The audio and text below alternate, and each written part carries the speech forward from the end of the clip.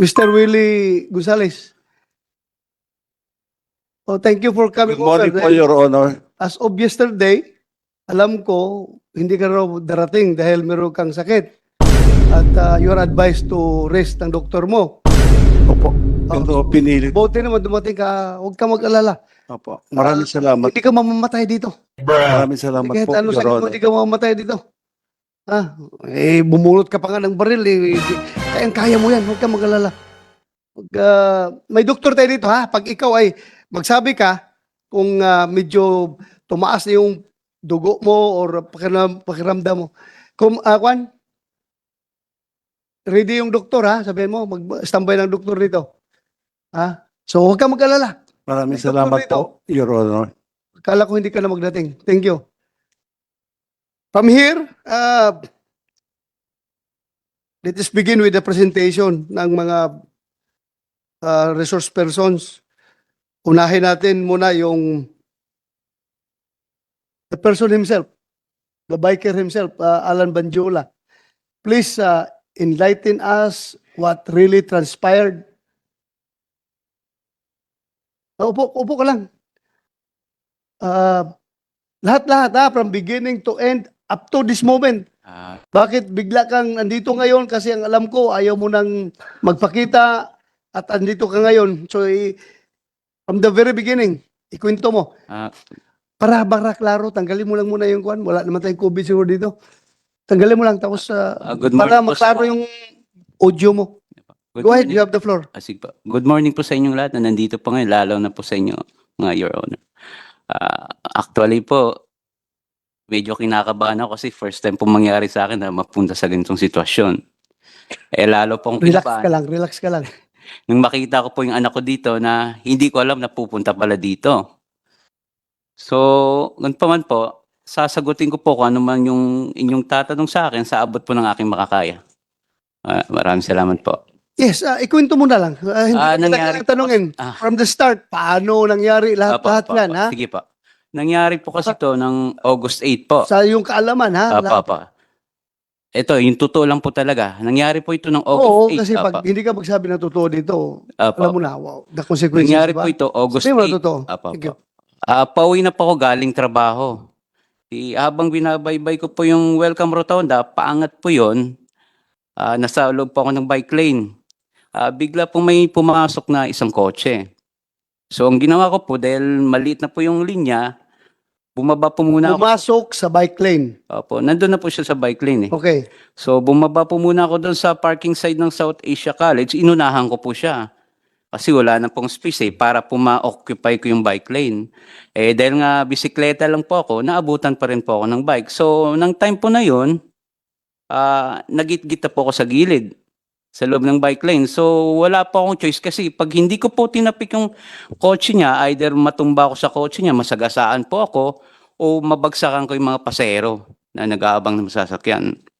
So pagdating po dun sa unahan, huminto po si Ginoong Gonzales. So dahil papunta po siya ng Irod, ako noon papunta ng Quezon Avenue, nagtapat po kami dalawa. In short, hindi mo nabangga yung likuran ng sasakyan niya. Nasa loob po ako ng bike lane, Your Honor eh. Hindi nga, ang tanong ko, Hindi po. hindi yung nag-sudden brake siya, binangga mo Hindi siya. kasi kung nabangga ko po siya, susubsub po ako sa Okay. salamin ng ano niya ng Tinapik kotse po. mo. Tinapik ko po kasi Yung nasa tapik mo ba nakasira sa kotse? Na-UP yung kotse dahil tapik mo? maliit lang po yung kamay ko, Your Honor. So, siguro naman hindi ko kayang yupiin yun. So walang UP. Wala po, nandun po ako sa loob ng bike lane. So paglabas po, nagkatapat kami.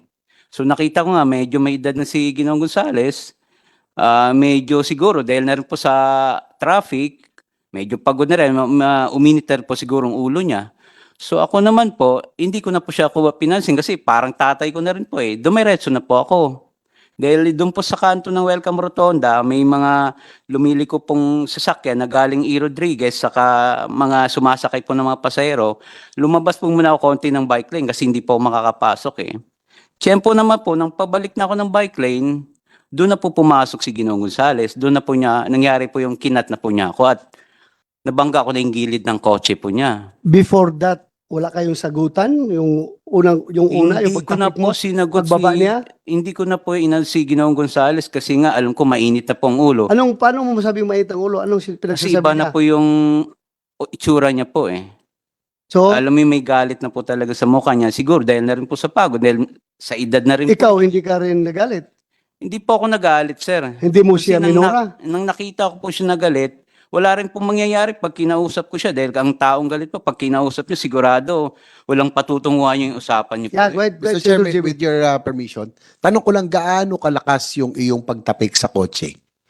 Ang topic ko lang po, parang normal. Medyo may kalakas. Kasi sa totoo lang, Hindi, kasi sa isang interview mo, na amin mo na nangyaring may natapik mo, gaano kalakas na? Kasi, Mr. Chair, paglabas si Mr. Gonzales, mainit ang ulo eh. So gusto ko lang yung malaman. topic ko na, siguro nakatatlong ano ko sa kanya po, pokpok na gano'n sa gilid. Kasi para makot ko po yung attention niya na, nagigit-git mo na ako. So doon po, nandun na po kami sa kanto ng Kitanlad, doon na po nangyari, nabangga ko na yung gilid ng kotse niya kasi alanganin na po, talagang padiretso na po ako eh. So ang nangyari po doon, lumabas na po si Mr. Gonzales, si Ginoong Gonzales, tapos yun nga po, bigla niya akong sinapok nasa lubong ko rin ng helmet. Normal lang naman po siguro sa atin na kahit sino pong sapokin sa atin, magre-react po talaga. So doon na po nangyari, kinasaan niya ako ng barel, na bumunot siya. So after po noon, nagano po kami sa hinila niya po yung bisikleta ko kasi akala niya tatakas po ako eh. May pumagit na po sa aming siklista. Sabi ng siklista, wag naman ganun. So sabi ng tatawag tayo ng polis. Doon na rin po nag-second motion si Ginoong Gonzales. O sige, tumawag ka ng polis. So habang dinala po namin yung bisikleta ko sa gilid, meron pong gwardiya doon. Sabi sa akin ng gwardiya, huwag ka nang sumagot kasi may barel. So pagdating po ng siklista, may dumating na rin po yung mga polis. Pagdating po ng polis, pinakalma niya po yung sitwasyon. Pagdaan po doon, tinanong po kami ng polis ko anong nangyari. Tapos sinabi niya po yung side niya, sinabi ko naman sa akin. Binigyan din po ako ng payo ng polis doon, ni Seradan. Sabi niya, susunod, huwag kang basta-basta tatapik ng kotse kasi hindi natin alam baka yung mga taong ganyan may pinagdadaanan, mainit yung ulo. So siguro, baka na-tsempo lang na sa kanya ka na So ako naman po, inamin kay Seradan, sabi ko, talagang nagit-git lang po ako, sir, kako. Matagal na po ako nagbabike, may 10 taon na. Pumupunta pa ako ng Makati, Paranaque, binabike ko lang po yan. So, sabi ko, talagang first time kong ginawa, tumapik ng kotse. Kasi, maski sa akin po yun, nagmamaneo din po ako. Pag tinapik, magagalit din po ako. So, sabi ni Ginoong Seradan, sabi niya, hindi namin pwede arestuhin si Ginoong Gonzales. Wala naman kami nakitang baril eh. So ganito na lang, sabi niya, tatawag tayo sa traffic sector para maayos to at magawa ng incident. Hindi mo sinabi na may baril? Sinabi ko po sa kanya, Tapos ang sabi ng polis? wala naman po silang nakitang baril, sir eh. Wala silang nakitang baril. Opo, pagdating po nila, Sinumbong mo. Kasi sinumbong may ko. baril yan. Opo. Kinasahan ako. Opo, pero sabi nga nila, wala po silang nakitang baril, kaya hindi po nila pwedeng arestuin First si Adan. Gonzales. Yun. So yun po, nang tumawag po si Sir Adan sa traffic sector, siguro mga 30 minutes, dumating na po si Sir Rasay. Galing pa po sa isang responde sa traffic incident. So tinanong niya, anong nangyari? Sabi ko, yun nga, ginit-git pa ako ni Ginoong Gonzales, nabangga ko siya, yun na po, na may baril siya. So sabi niya, ba't wala ka sa bike lane? Sabi ko, na lumabas ako kasi kinat niya ako kako. So sabi ko, may baril siya. Hindi naman po kasi nakita ni Sir Rasay. Sabi ko, may CCTV naman po kako para makita nyo rin yung totoo. So doon po nangyari na pumunta po kami ng barangay. Doon na po nakuha na nagsasalita po ako doon sa CCTV kasi kako yun may baril. Pagkatapos po noon, sinakay po ako ni Sir Rasay, pumunta po kami ng traffic sector sa Kamuning. Pagdating po ng Kamuning, yung that time po kasi maraming traffic incident na nangyari, marami pong tao doon, nakapila kami. So, dinala muna po kami doon sa pinaka-head, yun nga po, pinanood yung video. So, sabi nga, anong plano nyo? So, that time po, medyo mainit para yung ulo namin. Sabi ko, magdidemanda ako, pareho kami magdidemanda. So, yun nga, Tapos, ang nangyari po nun, naghintay po kami na gawin yung report po. So, dahil na siguro mga pang-apat po kami, natagalan po kami doon sa traffic sector. Pagkatapos po doon, ng traffic sector, inalam po nila kung saan yung nakakasakop na police station po. Yun nga po yung Galas. So tinawag po nila dun sa Galas station, sinundo po kami. Pagdating po doon sa ng mga kapulisan po natin sa traffic sector, pinansakay na po nila kami sa mobile. Actually po, pag galing po doon sa traffic sector, may isang barangay na, kasapi ng barangay na nag-a-assist po sa akin nakamotor. Hanggang sa nakarating po kami ng Galas Station. Pagdating po doon sa Galas Station, tinanong po kami ng kapulisan kung ano nangyari. Yun nga po na nagkaroon kami ng tapos natutukan ako ng barel. So sabi ko doon kay Sir Kako, doon po nangyari sa Welcome Rotonda. Sabi ko, pwede natin check, baka may CCTV. So wala rin po kasing idea ang kapulisan natin that time. Sabi niya, sige, punta tayo doon. Tingnan natin kung meron tayong makikita ng CCTV para makita natin kung paano nagsimula. So pagpunta po namin doon, chinek naman po nila lahat yung CCTV po sa area na yon. Lalo na po doon sa ng Southeast Asia College. Yun nga lang po, mayroong CCTV, ang problema, sira po. At meron doon sa kabila naman po, sa isang establishmento, hindi naman po gumagana. So pagkatapos po doon, dahil wala naman, bumalik na po kami ng Galas Station. Bago po kami bumalik, dumaan po muna si Sir sa barangay Don Manuel. May binigay pong papel. So bumalik na po kami ng Galas Station. Pagbalik po namin ng Galas Station, abang may ginagawa si Sir doon sa niya na sinusulat, pag-isip-isip ko, Kako, malaking abala na sa akin to eh. Unang-una, walang kasama yung mga anak ko sa bahay, wala yung misis ko po. So naisip ko naman po, Kako, wala namang mawawala sa akin kung magpapakumbaba ako, Kako. Total, wala namang nangyari sa akin. So kinausap ko po yung si officer, yung sa investigador po, Kako, Sir, magkano bang babayaran ng yung mga nadadami sa kotse na ganyan? Sabi ko, wala kasi akong idea eh. Sabi naman niya ng Sandali, gano'n, anong damage pala nung kotse niya? yung nagasgasan ko po sa gilid, yung tinamaan ng handle ko. So gilid niya. Opo. Hindi yung sa Mahaba tapik, po kasi hindi yun. sa tapik. Hindi po, mahaba po yun eh. Mula po doon sa puno hanggang doon sa driver's side po. Okay. So sabi ko doon kay Sir, sabi niya, usually sa Banawi, mga 2.5 siguro, ganyan. Sabi niya, Sir, ganito na lang po ako. Kausapin niyo na lang po si Ginoong Gonzales, pwede ko naman bayaran yung na-damage ko. Sabi ko, pwede kami mag-usap, tawagin niyo po, mag-usap kami yung lalaki sa lalaki. So nga po, siguro dahil nag-subside na rin yung galit ni Ginoong Gonzales, nagharap po kami dalawa. So sinabi ko sa kanya, Sir, Kako, kung ano may na-damage sa kotse nyo, babayaran ko yan. Pero hindi cash, Kako. Hulugan kung gusto nyo. Doon nga po, siguro napag-isip din ng Ginoong Gonzales na seryoso naman pa ako sa sinasabi ko. Sabi ko, Sir, may 800 ako. Itong 500, ibibigay ko in good faith. Sabi ko, paunang bayad doon sa na-damage ko. Ngayon, kung may problema po doon, iiwan ko yung number, tawagan niyo po ako. Hindi ko po tatakbuhan yung responsibilidad ko. So doon naman po sa portion na yon, humingi din po ng pasensya sa akin si Ginoong Gonzales. Sabi niya, pasensya ka na kasi pag rush hour, hindi natin maiwasan, may napapasok kami sa bike lane. So pasensya ka na doon sa nagawa ko. So doon po nangyari, nang nagkasundo kami, nagkamay po kami. Ako, wala na po akong galit sa kanya eh. Napatawad ko na po siya. So nagkamay kami, nagyakapan. Tapos ang isa pong inano ko doon sa pulis, Kako, Sir, isa lang concern ko. Kasi papadyak pa po ako pauwi. Galing to ng Welcome Rotonda hanggang Caloocan. Sabi ko, paano po yung safety ko? So ang sabi po ni Sir, sabi niya, huwag kang mag-alala. Bakit ka? Akala ko ba nagkaayusan kayo? Nagkabalikan kayo ng loob? Oh, hindi eh. Kamayan pa Hindi, kayo? bago po kami nangyari, Sir, inano ko muna yung safety ko po, Sir eh. So, before kayo Opo. nagkamayan, Opo. bago kayo nag-reglo, nagtanong ka. Opo, yun ang Kala ko nangyari. after na. Hindi po. Sabi ko, paano po yung safety ko? Sabi ni Sir, yung sa investigador, walang mangyayari sa'yo. Pag oras na may gumalaw sa'yo, siyang unang aarestuin namin, siyang person of interest. So sumagot naman po si Ginoong Gonzales. Sandali lang ha, balikan Opo, ko sige lang po. yung sabi mo, nagbayad ka? Yun po yung good faith ang pagkabigay ko sa kanya, Sir Kano? Honor, 500.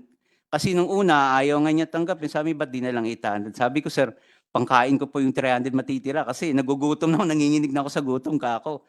Sigurado So, ka? In good faith na gusto? Opo, binigay ko po yung Bigay mo Your lang. Honor kasi Ayaw niya tanggapin? nung una po, kaso nang huli nakumbinsi ko na rin po. Okay. Sabi ko, hindi ko naman tatakban yung responsibilidad ko, Kako, sa nagasgas, yung na-damage ko sa kotse mo. Babayaran ko yan, kaya iniwan ko po yung cellphone number ko po.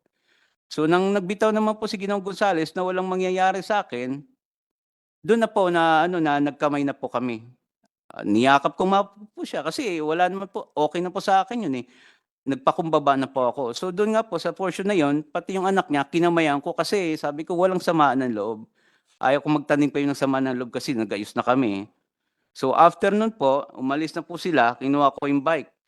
Pag alis ko po, tinawag pa ako po ng isang pulis na investigador. Sabi niya, "Sir, ba't kain muna tayo o magkape kasi malayo pa papadyakin mo, madaling araw na." Yun nga lang po, iniisip ko yung anak ko dahil walang kasama, hindi ko na po napagbigyan yung imbitasyon niya. Kaya doon na po, umuwi na po ako ng that time po. Doon po nagtapos yung lahat, Your Mr. Honor. Chair, pwede ko lang i-clarify yung kay... Yeah. Sir, Apa, Your clarify Honor. ko lang yung sinabi mo dun kay sa police officer Adan, no? So Apa. nung sinabi niyang walang barel, hindi niya tinanong si Mr. Gonzales, may baril ka ba o hindi?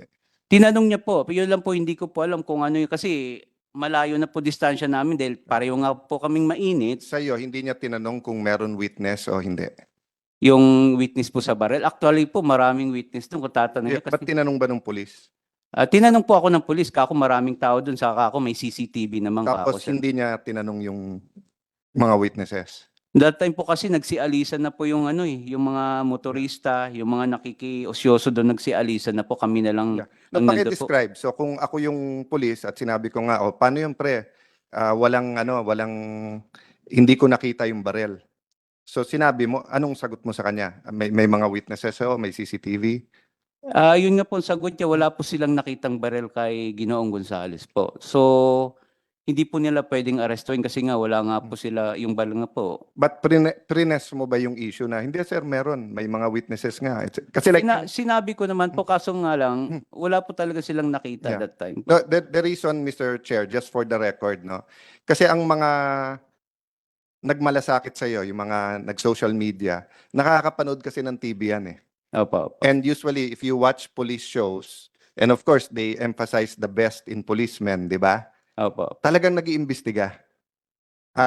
It's common pagka may aksidente na meron nagrereklamo na, boss, ba't hindi mo imbestigahan pa ng konti? Kasi katulad nung sinabi mo, yung security guard na nagsabi sa yung huwag kang lumaban kasi may barel.